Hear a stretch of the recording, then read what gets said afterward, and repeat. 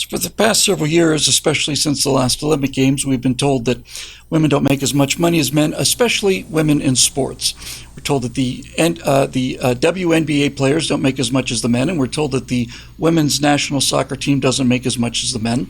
And the response to that has been, well, they don't bring in as many people as the men do. They don't bring in the revenues, so they get paid a smaller percentage. And the lawsuit that these women brought, led by Megan Rapinoe, was thrown out of court because of that very reason. However, it turned out that the people that end up paying soccer stars, and I don't know who they are, but I don't care either, decided to pay the women exactly the same as the men, and they're just going to eat the difference. I am Bill Whittle with Steve Green and Scott Ott, and so today we have a little bit of evidence, finally, a little bit of a metric in this ongoing mass psychosis of a belief that women and men are perfectly equal in every way, especially in the athletic field. Because the women's national team, in order to prove that they were worthy of the same salary as men, entered a soccer competition. These were not against, this cannot be stated strongly enough, this was not against professional teams. This was against like friendly leagues. And so they played 3 games. The first game that they played, the men beat them 5-1. I'm sorry, correction, 5-0. But 5-0 in soccer, that's a landslide. In the second game against an all-men team, the men beat them 12-0. And then in the third game, where the team consisted of men and women, the opponents of the U.S. national soccer team, the American women's team lost 7-1. So the final score is 24-1. So if we have this discussion about how much better men are at soccer and what they should be paid relative to the female athletes, then clearly, if you're getting paid by the goal, men should be making 24 times what the women are making. Make sense to you, Steve? Yeah, it sure does. Gosh, 12-0.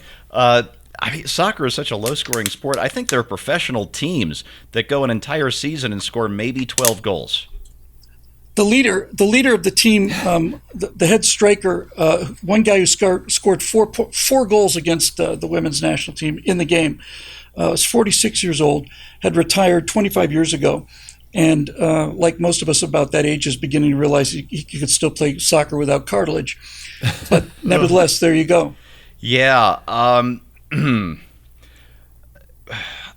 I really enjoy women's sports. It is different, though. Women's sports are not men's sports because, and this is going to get us banned, demonetized, canceled, whatever, men and women are different, and those differences are immutable. There you have it. Boy, I'm going to hell for stating the obvious again, aren't I? And you watch women's sports for different reasons than you watch men's sports. And the job, a professional athlete's job is not to play soccer or baseball or football. That's how they do their job. But their job is to sell tickets and merchandise and to draw eyeballs to TV screens. This is the real job. And if you sell less of these things, then you get paid less. Like, okay, when I'm writing for PJ Media, my actual job is to sell advertisements that grace the side of the screen there. And I do that through the process of putting up words on a screen. Now, Google puts up words on a screen too. So we essentially have the same job. We both put up words on a screen in order to sell banner ads to buyers. So on that basis, I should be paid as much as Google makes, right? Yeah, precisely exactly. Correct. No, and we know that isn't true. And it's the same thing with any sort of entertainment. If you can draw the eyeballs, you get the money. If not, you don't. And this leads into this idea that we're destroying women's sports in 2 ways, and it'd be a real crime if this is allowed to fully happen. The first is the obvious way, allowing biological men to compete in women's sports. It's not just that men are going to tend to do much better than the women in women's sports. It's the chilling effect it has on young female athletes who are still in school and thinking about pursuing sports. Because you start very young, you start in elementary school, middle school. These young girls are seeing what's going on, and they're just going to choose not to do it, and that is a damn shame. But the other way is a little more subtle, and I had no idea about this until you mentioned it, Bill. But there was a company, I believe in Seattle. I can't remember what they did. But the CEO, big progressive, said that everybody in the company is going to be paid a living wage, and it's all going to be the same living wage. Right. Everybody is going to get $70,000 a year, whether it was the CEO, this big lefty, or the lowest employee on the ladder. And guess what? Went bankrupt. Took about a year. Out of cash, out of business, done. And this idea that whatever this league is going to, out of their own pocket, pay the women as much as the men. Well, the men are going to have to sell a lot more tickets and a lot more TV time to make up for this deficit. And if they don't, is the league just going to have to cut out women's soccer altogether? Seems like the cost-effective thing to do. And if Megan Rapinoe wasn't making such a loud noise about how unfairly treated she was at the hands of this god-awful, patriarchal, misogynist, living hell that we find ourselves here in America, I wouldn't be taking so much pleasure in a 24-1 total thrashing. But nevertheless, she did, so I am. Scott, this distance is significant. This is a significant blowout, 24-1 in soccer over 3 games. And the women were the ones who actually wanted the match. They wanted to show that they were perfectly capable of playing on the same field as men and earning the same money as men. So there's your answer. But this obviously bleeds over into the transgender sports issue as well. So when they talk about the fact that, well, it's a biological man, doesn't really make much difference, men and women more or less the same, just another little fact for you here. The fastest woman who ever lived was Floja, and she ran the 100-meter dash in, I think it was 10.48 seconds. Now, as it turns out, they keep a record down of 10,000s of the every official meet has a score. So just as a sense of the reality of it, where do you think the fastest woman in the world places among the fastest men in the world? What ranking do you think Flojo gets to? I couldn't even guess, but it's not going to be great. Come on, try. 897. She's 7,090. There are 7,089 men have run faster in official meets than the fastest woman that ever lived. And so they want to tell us that when Leah Thompson competes against women, that this is no big deal, that there's no real difference, and it all depends on how you feel. The fastest woman in the world has got the 7,090th best time for the 100-meter dash. It's about time we had to start smacking people in the face with these numbers. I don't want to do this, and I'm not happy that I have to do this. But the people I feel sorry for, and the same as Steve, is what do you say to these female athletes who get up at 5 in the morning? Or they don't get up at 5 in the morning. They're in the pool at 5 in the morning. What do you say to them, right? You've worked your butt off as hard as any male athlete, and now you get to come in second. Automatically, you're going to come in second. That's the best you can hope for.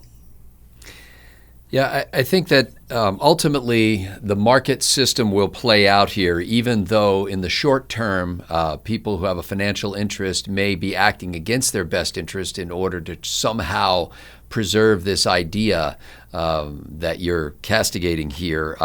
In a related story to what you said about the soccer match, the World Soccer Organization called FIFA rose to National Public Radio's attention this week because they will not sell broadcast rights in the 5 major European countries to the 2023 Women's World Cup of Soccer because they don't feel like they're being offered a fair price for the rights to broadcast. So basically, these countries or the broadcasters agencies in those countries are saying, we're not going to pay FIFA what they're asking for the broadcast rights for Women's World Cup soccer. It's not worth it to us because we can't generate enough of an audience to be able to sell enough advertising to compensate us for the price that they're demanding. And so FIFA is now threatening them by saying, well, you just won't have the Women's World Cup in those countries broadcast directly. You know, it's not going to be available. That's going to prove to be an unpersuasive argument. My guess is that eventually they'll come to some accommodation that makes it look like they are doing something to compensate for the fact that they don't want to cough up that much money for women's soccer. But basically they say, look, even in the Men's World Cup, at the early levels, or in the Women's World Cup rather, there are very few people who are known in the Women's World Cup. And so the women who are known within their countries will generate some excitement in some countries. But, the people in Germany don't give a flying rip about the match between Tanzania and Spain. They really don't care in women's soccer the way they do in men's soccer. In men's soccer, that event is huge. Every game is important. They said from the earliest rounds, I know that even my colleagues at my other job were very engaged in that, and they were constantly keeping up with countries, some of which they probably hadn't even heard of before the World Cup match. But it's not like that in women's soccer. There's not that kind of enthusiasm about it yet. And so, these are major European countries that are basically saying, it's not there financially for us, FIFA, sorry. And FIFA is trying to bully them into coughing up more money than it's worth. So I think ultimately, economics are going to answer this question, and I think that ultimately parents' tolerance for seeing their little girls taken advantage of is going to answer the other question. I think that it's only so long you can be theoretically in favor of kindness and goodness and gentleness and fairness toward other people, but when your little girl gets hurt, or when your little girl can't play, or when your little girl who's busted her tail all these years and, like you said, in the pool at 5 a.m. is deprived of what she's worked so hard for because some guy who suddenly decided that he's found an arena he can play in when he couldn't compete among the men, that's not going to last forever. We're going to look back on this period in our history, shaking our heads, wondering how it lasted as long as it did. Yeah, I think so, and I hope so. As I said before, I don't get any pleasure out of this. This doesn't make me happy pointing out these numbers, but they're leaving us with no choice but to point out these numbers. If trans athletes are allowed to continue to compete and all restrictions are removed all across sports, the Olympics will consist of straight men and, let me rephrase that, biological men and trans men. There won't be men and women's sports. There will be biological men and trans men's sports. Because if this thing completely opens up to trans athletes, there won't be any women in the Olympics. That's how much stronger and faster men are than women. And you can't beat the biology out of people. This isn't fair. It isn't right. It's not appropriate. It's not decent. It's not logical. It's an inversion of every obvious fact that we know.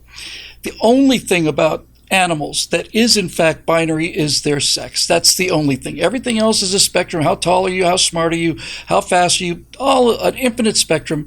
But one thing is an on and off switch. And Scott's point is well taken. I certainly hope he's right. I suspect he is.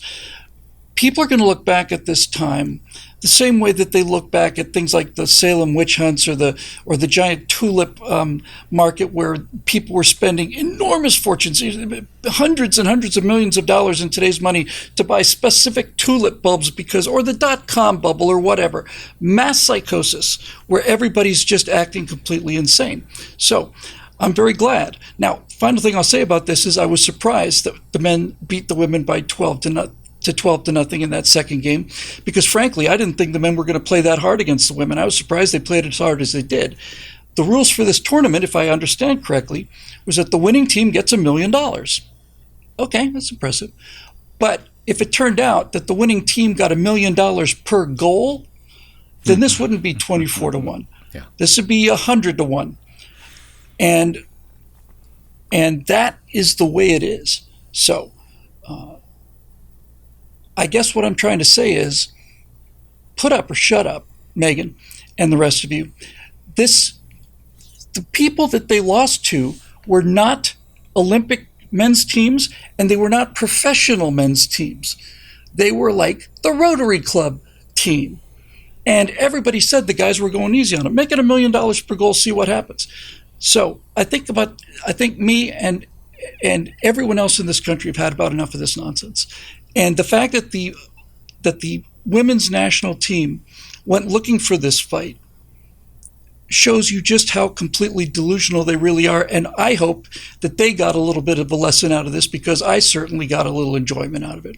For Steve Green and Scott Ott, I'm Bill Whittle, and we'll see you next time right here on Right Angle.